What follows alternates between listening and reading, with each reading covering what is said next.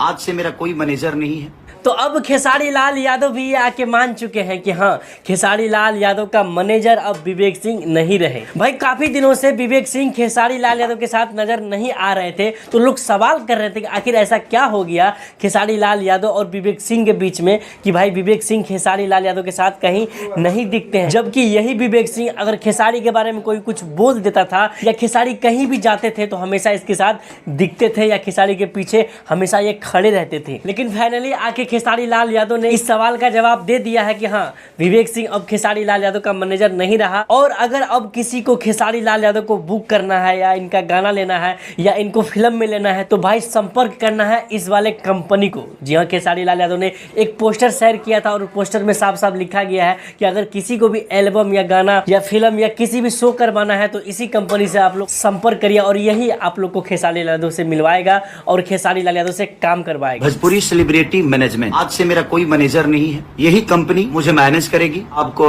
Advertising, programme, चुनाव से संबंधित, एल्बम से संबंधित, फिल्म से संबंधित जो भी चीजें होगी आप सबको इसी कंपनी को कॉल करना पड़ेगा। अब मुझे ये तो नहीं पता कि हाँ, ये कंपनी विवेक सिंह से अच्छा काम करेगी या फिर बुरा, लेकिन हाँ, विवेक सिंह को निकालने का कारण ये है कि विवेक सिंह ने बहुत बड़ा गद्दारी किया था खेसारी लाल यादव के साथ। उनसे जिनका जिनका भी लेन देन हुआ होगा, उनसे जिनका भी पेमेंट का लेना देना या किसी भी चीज का एवरीथिंग, आप लोग जितने भी लोग हैं, अगर आपका लेना देना हुआ है भाई, आप उनसे खुद ही समझिए, आप उनसे कैसे लेना है आपको खुद समझना है। हालांकि खेसारी लाल लाइव आके इस बात का जिक्र नहीं करते हैं कि उसके साथ क्या कांड किया था विवेक सिंह, लेकिन हाँ, अनुमान ये लगाया जा रहा है कि भाई जो खेसारी लाल यादव एग्रीमेंट में फंसे थे उसके पीछे विवेक सिंह का ही हाथ था। बाकी आप लोग का क्या रहा है, आप लोग बताइएगा, विवेक सिंह को निकाल के खेसारी लाल अच्छा किए या बुरा, जो भी आप लोग का रहा है कमेंट बॉक्स में बताइएगा।